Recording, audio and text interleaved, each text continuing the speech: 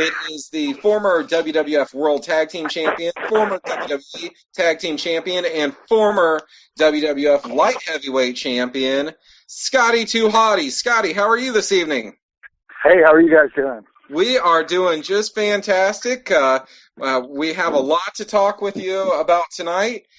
But right before the show started, I told you that I was out of Indianapolis and Will was out of North Carolina. And I asked where you were, and you said you won't believe it. So break the news. Where are you this evening? I'm actually at Disney World, man. That is so awesome. And the fireworks just started going off. Swear to God, man. Well, they started going off because of our show. Mickey's just as excited as we are tonight. Did you guys set that pyro up for me? Yeah, we did. That's part of the services that we do. This is top class. You guys are all right. Well, I was actually gonna wait till later to talk to you about Disney, but since you brought it up, I know that you are a huge Disney fan.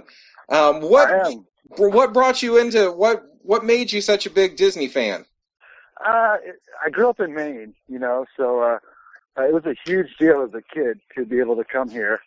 We used to save up and come every 2 or 3 years when I was a kid, and then for the longest time I didn't come, from maybe 12 to I guess 26 or something like that. But it was I don't know. I just got more interested as I got older, and I started reading the books, and I just loved coming here. And it's a lot like wrestling, man. It takes you out of the real world for a little bit while you're here, and just like wrestling is supposed to do, just take you out of your real life for a couple hours and have fun and enjoy it, So I'm a lunatic about it, no doubt about it.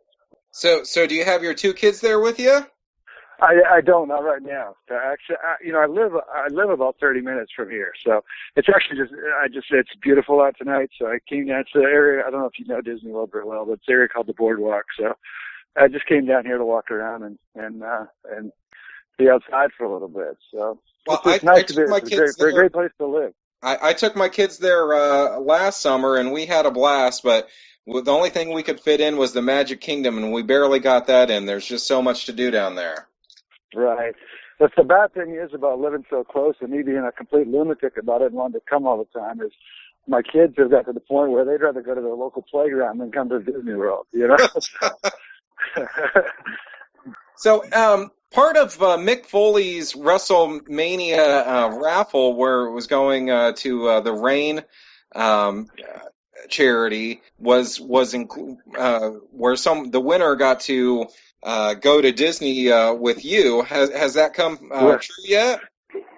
You know what? I think he did it, man. I met him at WrestleCon, and he's a cool guy, and we were supposed to hang out, and then we never ended up doing it for whatever reason. Lack of communication or whatever. But we talked about it at WrestleCon, and it was supposed to happen, and it just never happened. So maybe next time he gets down here or whatever, we can do it, because I knew he was actually a Disney fanatic too. So, hopefully he'll come back down here and we can hook back up. So, well, yeah, actually, never did. He gave it to me, so the next time I come down there, I get to hang out with you and go to Disney. Absolutely, man. We'll ride Small World all night long. We'll get wild, Will, what's your first question for Scotty Too Hotty? Well, I mean, I'm gonna stay with the Disney theme for a second.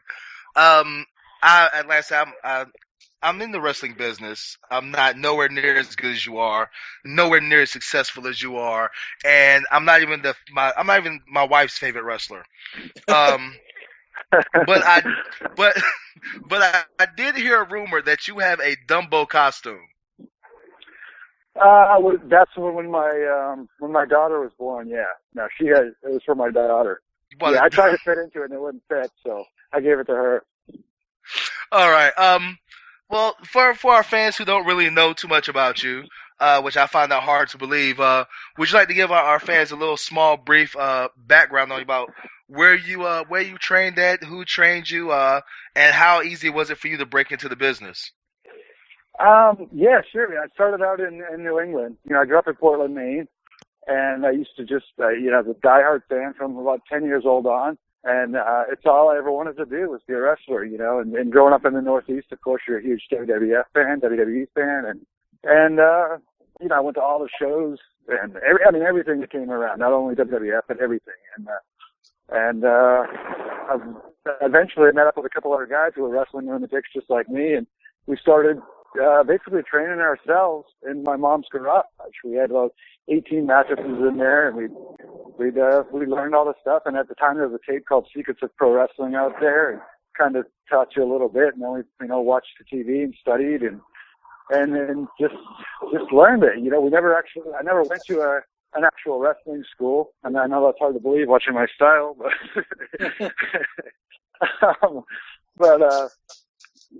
you know, so we started like that. And then what happened was the first ring that I was ever in was a WWE ring. We were standing in line at a show in Biddeford, Maine. It was like a C show. At the time, they were doing like A, B, and sometimes they would do like a C show. I mean, the main event was the Conquistadors versus the Rockers.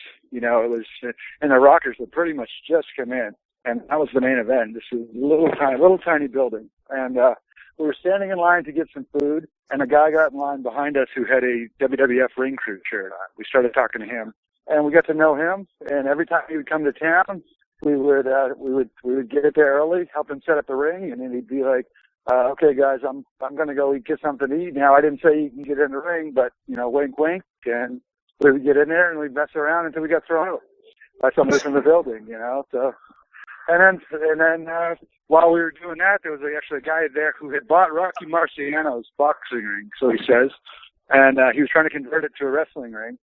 And so he was looking at the ring, but he saw us in there messing around, and he told us he was going to be doing some shows, exchange numbers, and sure enough, he booked us on his first show, and he did one or two more shows maybe, and then from there it was just networking, and you know, we met a guy called Robbie Ellis, who was, you know, a local wrestler up in the Northeast, and then, you know, just started meeting other guys from the Northeast, and that's what I always tell guys: just don't worry so much about the money at that level. Just take as much work as you can, because you never know who's going to see you. You never know who's going to meet you. Who you're going to meet. So, and that's what happened for us. And eventually, I met Phil Apollo, who was working for WWF as an extra at the time, and they needed an extra guy, and he called me and went to WWF and worked there for 6 or 7 years as an extra, and then they started the light heavyweight division, and then so I signed my first contract in '97. So, wow. So when you started with the WWF, you were still in high school, right? I was. I started. I had my first match in August of '91. I was junior in high school. Actually, I graduated in '93. But yeah, that's crazy. I was talking to somebody about it today. Just to look at somebody who's a junior in high school now and think that when I was their age, I was wrestling for the biggest wrestling company in the world. You know, I would literally be in the locker room of Hulk Hogan, The Undertaker, who had just come in, Sid Vicious, you know, all those guys who were there, Randy Savage, you know, and then 2 days later, I'm back in science class, you know, in high school. It's crazy. You know, I mean, like, when I was living it, it was cool, you know, I mean, and wrestling wasn't really a cool thing at that time, you know, so to me it was cool, but I really didn't tell a lot of people. First of all, I was skipping school to go to Superstars and Challenge, you know, but then, you know, wrestling just wasn't a cool thing, you know, and a few years later it just exploded, but just to think back, man, it's so surreal. It's just crazy to think I was that young working for that company. I was so lucky, man. You know, the way I came up through, I feel like I was so lucky. I mean, I was basically self-taught from a small town in Maine, and you know, just to get as far as I did is pretty cool. It is very cool. So you watched a video called "The Secrets of Wrestling," and then you were employed by the WWF just a short time later? Well, I mean, that was from the time we saw that tape and started learning up that tape, it was probably 4 years. 4 years of doing that, you know. And, you know, it was 2 years, you know, I was probably 14 or 15 when we saw the tape for the first time, started messing around. And then I was 16 when I actually had my first independent match. And then I was 18 when I just turned 18 when I went to the WWE for the first time as an extra.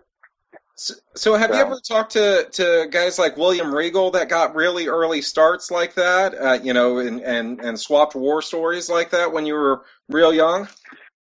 Not really. I mean, I talked to him a lot, and I like him a lot, but we've never really talked about that. I mean, I think there's so many guys from that time that kind of came up the same way, you know, like the Bobby Eatons and guys like that. You know, I say, you know, I see the way the guys are coming up now, and it's just a totally different business, you know, and especially after spending a couple of weeks training at NXT. You know, it's a phenomenal facility. The guys and girls, they train hard. You know, they're doing 3 hours of wrestling training a day, and then I can't remember, an hour or two of weight and conditioning training. And they're doing that Monday through Friday and then working shows on the weekends. It's a ton of work. I'm just so glad that I came up the way that I did, you know, going out there and learning and actually working in front of crowds and you know, working with good guys. I mean, when I was coming up through in New England, you know, the Brian Walshes and the Chris Duffys and the Tony Ulysses and guys who were good, really good, you know, compared to today's indies. You know, they're all guys who were trained by Kowalski, you know, so I had the opportunity to work with those guys and learn from those guys. I mean, those are all guys who should have and now would have full-time jobs there. Well, tell us about how you end up getting signed for the light heavyweight division. I've heard and I've read things that you were about to do some tryouts with ECW, and then you got signed to WWF. How did that all happen? Yeah, it was all in a matter of 1 week. Let's see. I was booked to work Taz on Friday and Saturday, and you know, I had, being a New England guy, I'd known Taz and I'd known Dreamer, Ray Odyssey, all those guys from the New York area. So Taz and Dreamer had booked me to work ECW Friday and Saturday in Massachusetts. Well, Thursday night, it was one of those funky Christmas deals where they weren't going to air Raw live because of Christmas. So they were taping Raw on a Thursday in Lowell, Massachusetts. So, and then Friday night I was going to be in I can't remember where it was, Waltham or one of those areas in Massachusetts for ECW. So I went a day early, and you know, at this point this was 96, end of 96. So I've been wrestling as an extra for WWE for 5 years, and you know, and done some. And in that time, I had done quite a few house shows because at the time they didn't have a farm system. So if somebody was hurt or whatever, for whatever reason they needed to fill in, they would use a local guy. And I was usually the go-to guy in the Northeast that they would use if somebody missed a flight or whatever. So I had done quite a bit with them, but I hadn't been signed. So I stopped into Lowell at Raw on the way to the ECW shows, and I asked to talk to Bruce Pritchard. I said, "Can I talk to you, you know, about something?" I just want to let him know that I was going to ECW, and they told me it was a tryout. So he said, "I can't talk right now, but can I talk to you next Wednesday? Can I call you?" So I said, "Sure." So I went and did the first night. I worked with Taz, and right after the match, Dreamer and Taz said, "We'd like to bring you into ECW."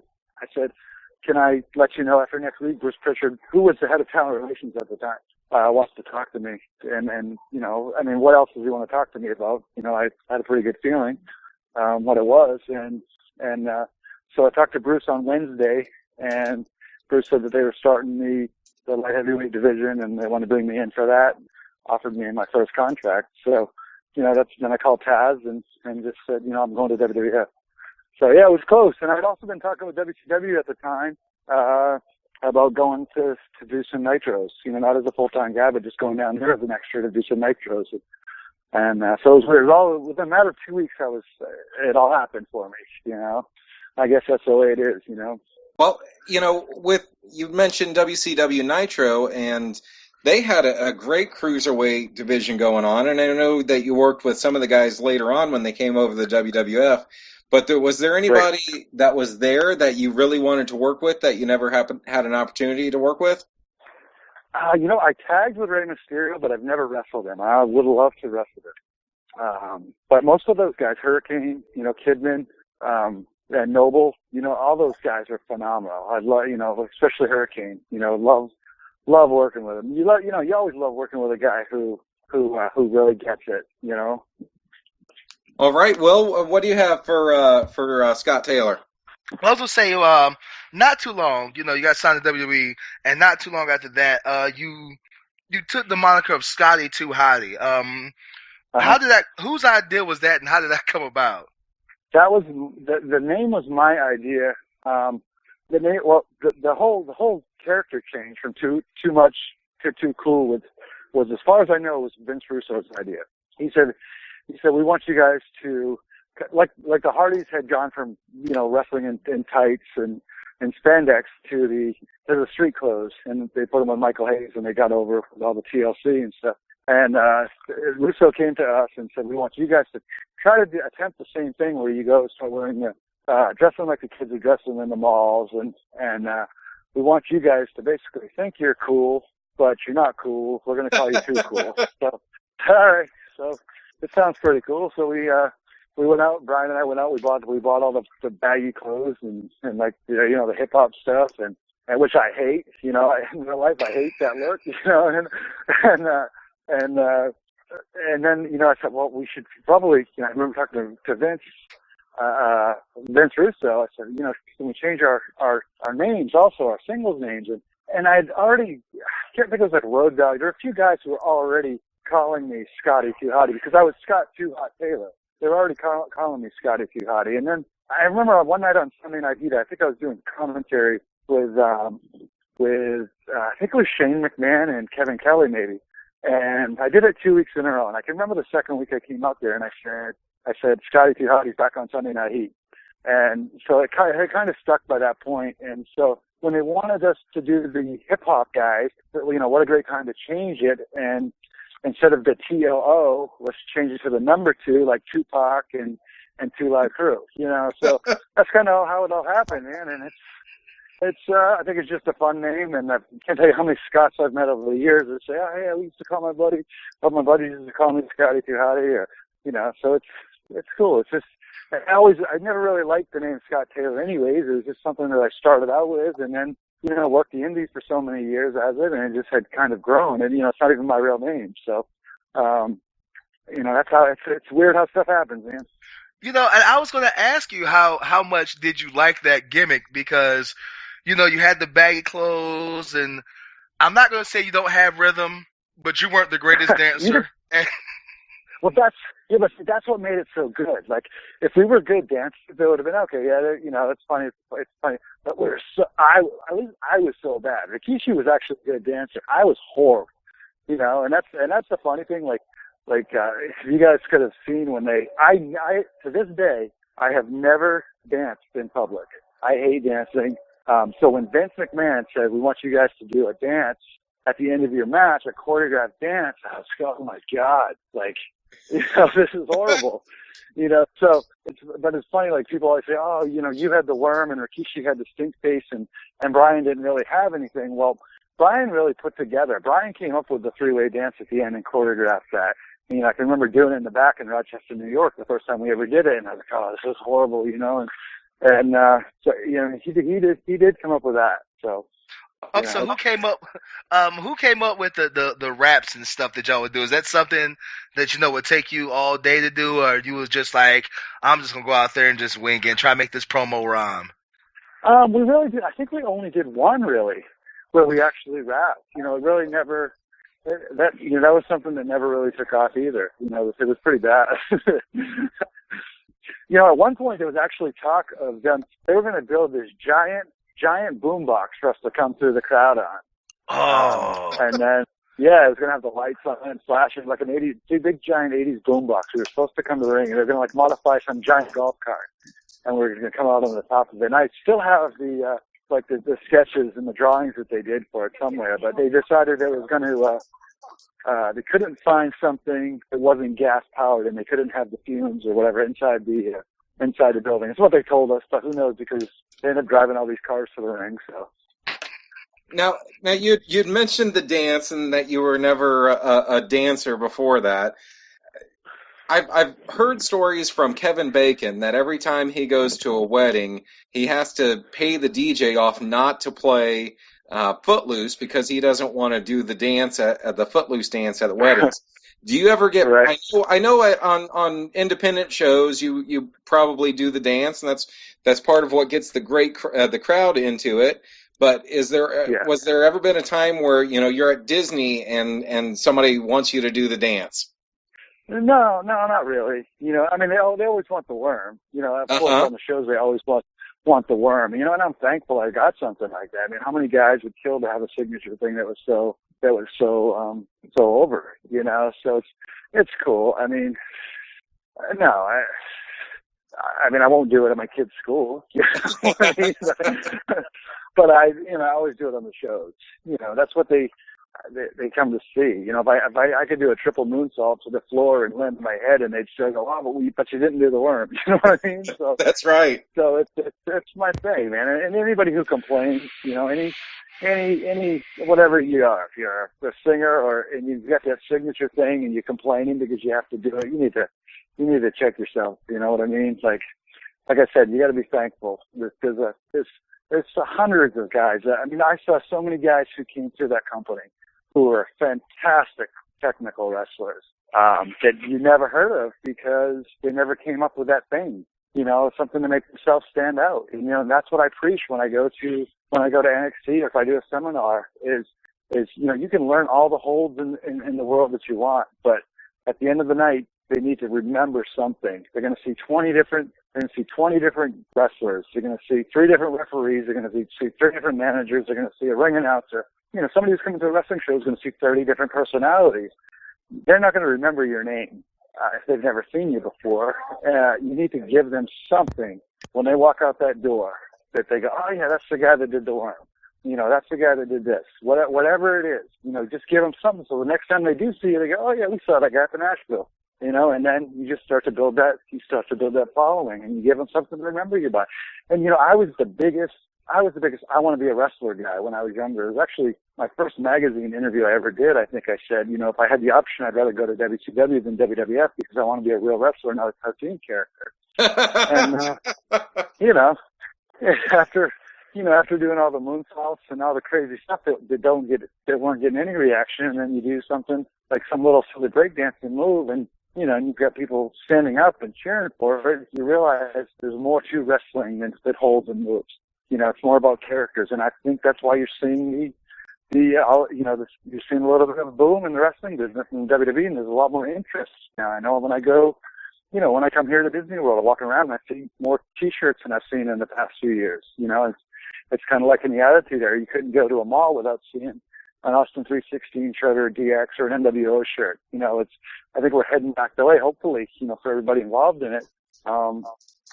But we're going back to the characters again, and without a doubt, if you look at every wrestling boom in the history of the wrestling business, it's been based on characters, not moves and holds and all that crap, Well, you'd mentioned seeing the T-shirts during the Attitude Era. I was actually managing a Hot Topic in beautiful Terre Haute, Indiana, during that time.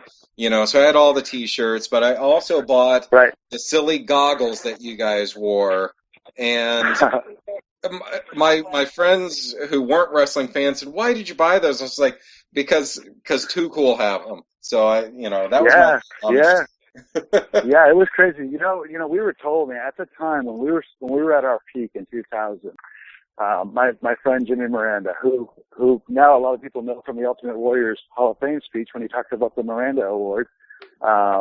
Jimmy Miranda was the merchandise guy, and he played a huge role in me getting a job there. He's the one that went to bat for me and asked him to actually take a look at me. But he had told me in 2000, I can remember, I think it was WrestleMania 2000, somewhere around there, but we were outselling everybody in merch except for The Rock, which is a pretty cool thing, man. For a self-taught kid from a small town in Maine to be selling more merch than everybody else is pretty cool. Very cool, very cool. So as part of Too Cool, you guys won the tag team championship from Edge and Christian. What was that like when? First off, when they told you that was going to happen, and then it actually happened, was that just like the end all be all? Yeah, it was cool. Like, I mean, it was cool, but also at the same time, you got to think, like, when all that Too Cool stuff was happening, it was 100 miles an hour. You know, we were on the road close to 300 days a year, doing something almost every day.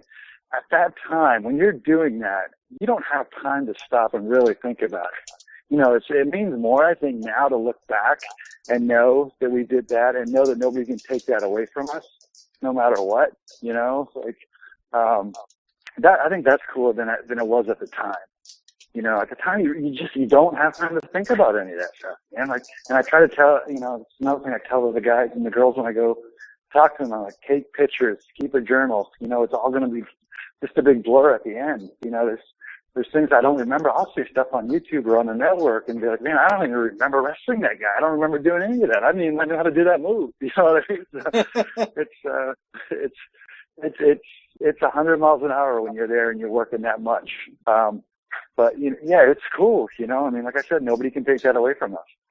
So our producer Killer Kev wanted to know about how working with Albert and the dubbing him the Hip Hop Hippo, how that all came about. He is still to this day. He's one of the few guys that I actually call a friend. You know, in the wrestling business, and he's one of the few guys I still talk to. I actually talked to him today, but there aren't many guys I keep in contact with.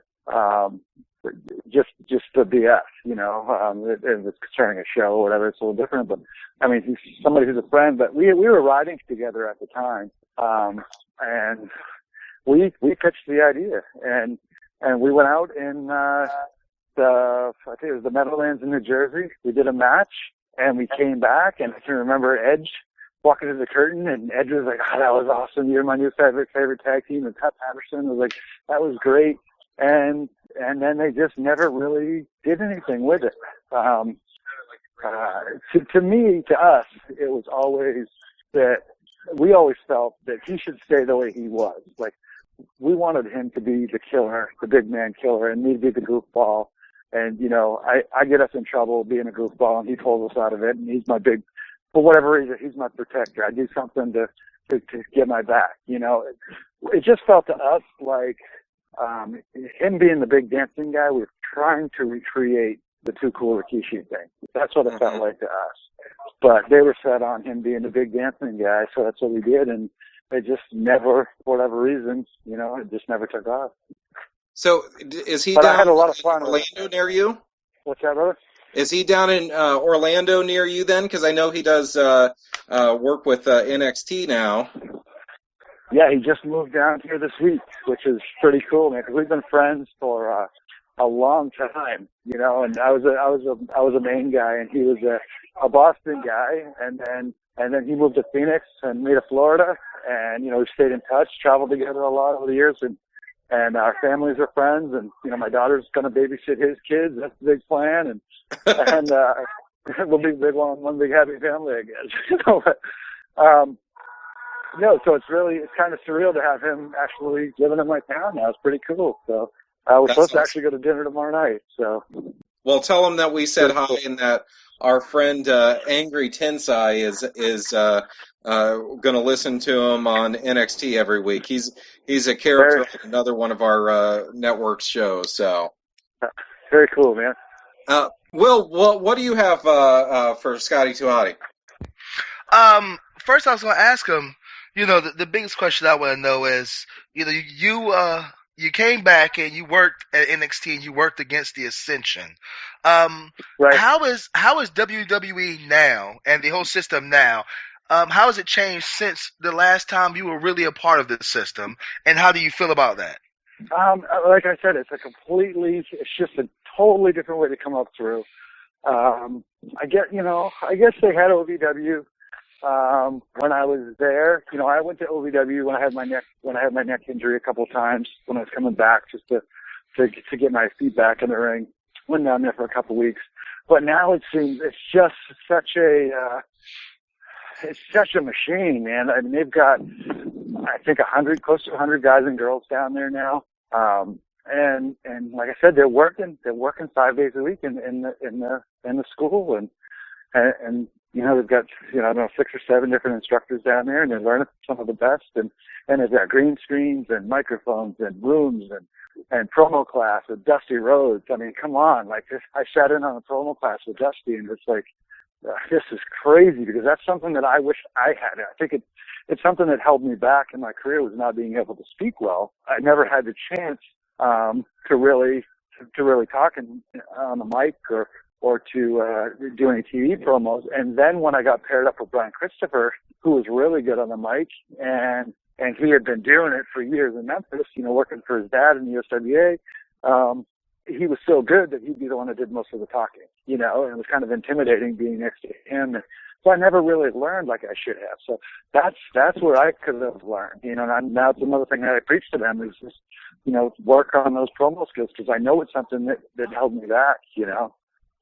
But it's a different, you know, I mean, it's cool to go back and do that thing with NXT and be on the first big show, the first big live show, and I feel bad for them just because they don't get to work in front of a lot of live audiences, a lot of live crowds, you know, and I think, I'm sure the goal probably is to work up to that, to where they're running, you know, a bunch of live events, and the guys do get the chance to try stuff, you know, because that's what you got to do. You got to go out there. You can't just sit down and go, hey, the worm is good. We're going to do this thing called the worm. It's going to work, and I'm going to take 4 hops, and the crowd's going to chant WORM, and then they're going to go hoo hoo hoo, and they're going to love it. I know it. Like, you can't. It doesn't work like that. You need to go out there and try stuff, you know. And that's what I did. I mean, I was on a live event actually wrestling Albert. I was wrestling against him, and I hit the ropes. I stopped and I wormed. You know, and I could hear the crowd react. You know, it's just being, you know, goofing off and trying stuff, but I heard the crowd reaction when I did that. Even now when I do it, you know, and there's 7 or 8-year-old kids in the audience who were probably not even born yet. If they were, they're little babies when I was on TV. They still get a kick out of that move. Just, you know, it's so crazy and silly, but, you know, but you just have to have that opportunity to go out there and try stuff. And like I said, to hear what they like, and when to slow down and when to speed up, and that's just such a huge part of it. And I don't think they get that right now. And you know, I'm sure like I said, the facility is amazing. And I was blown away. Well, you know, Well, you're talking about the fact that that they're in the gym and they're working out and they're training with promo classes 5 days a week. But you know, I've seen you at a couple of shows and on TV and stuff, and I will admit that you are in phenomenal shape right now. I would like to think that you are in better shape now than when you were actually in you actually were having your run in WWE. Like, how in the world did that even come about? Like, how are you in better shape now than you were back in your 20s? Yeah, I think, thanks, man. I'm 40 years old now, and I really, you know, I feel better. I am in better shape. I go out there and I wrestle, and I'm, you know, my win's a lot better. But I'm lighter. I train completely different. I don't do anything heavy. I do a lot of body weight stuff. I do a lot of pull-ups, a lot of push-ups, a lot of TRX, a lot of battle ropes, a lot of cardio in my workout. I don't mean cardio by standing on a treadmill for 45 minutes. I mean cardio in between my sets.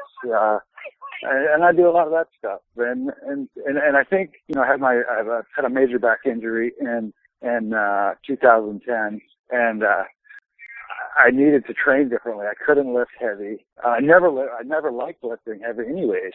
So I'm real picky on my form. I do everything right. You know, if that means sacrificing weight, I don't care if I'm curling a 15-pound dumbbell. You know, I really don't. So I'm not in there to impress anybody with the amount of weight I'm lifting. You know, I just want to build up my endurance and look good, look the best I can, feel the best I can, and just live a good lifestyle. You know, and I eat pretty clean, probably cleaner than I was when I was on the road. You know, it's hard when you're on the road and you're getting out of an arena at 11 o'clock at night, and your choices are pretty much Denny's or Wendy's.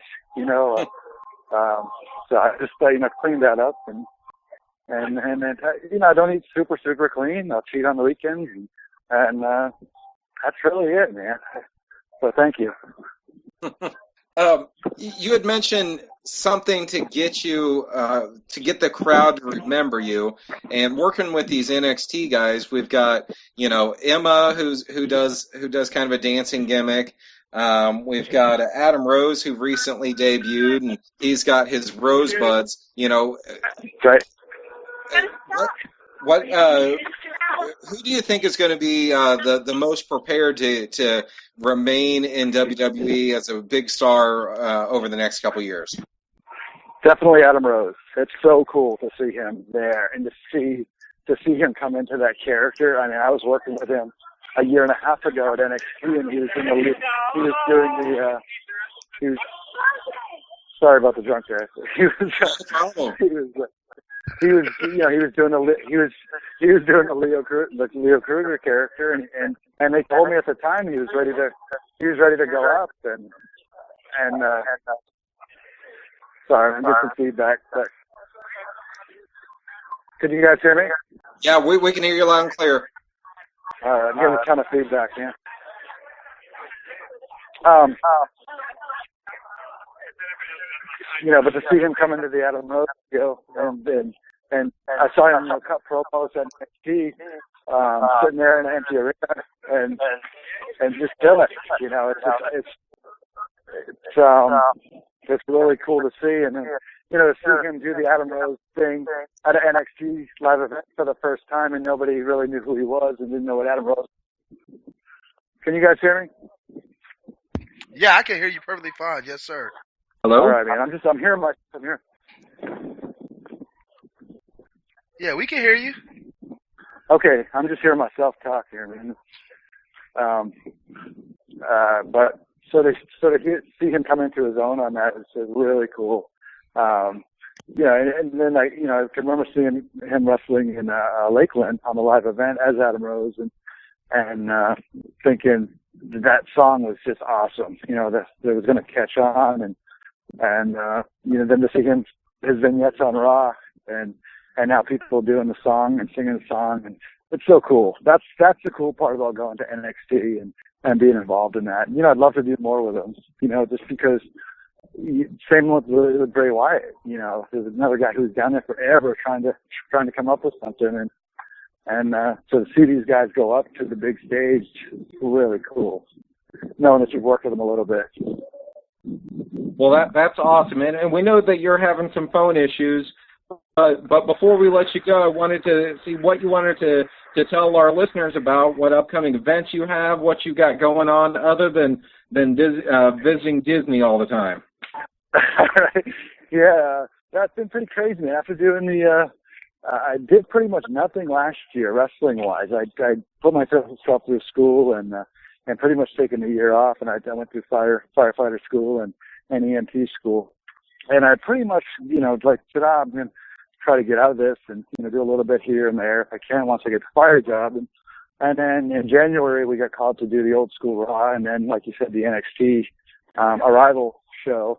It kind of gave me the itch again, and it kind of made me think, I don't have a ton of years left, where I can do this at the level that I want to do and in the shape that I want to be. Who knows? I think just the older you get, the more you appreciate it, and you appreciate the opportunity to be able to go to Scotland on somebody else's dime and hang out over there for a few days and I just did a show there with 1,300 people. It was sold out 2 days before the show, and it was so cool. Like, they're so appreciative that you come to a place like that, and it's amazing, So I've kind of got the itch again to do more. So I've taken a lot more recently. Coming up this weekend, I have New Jersey, Connecticut, and then Rhode Island on Sunday. I'm doing a terror convention up there, so. Still cool stuff going on, man. I love it. Well, and you can still go in the ring. I saw it personally. Thank you.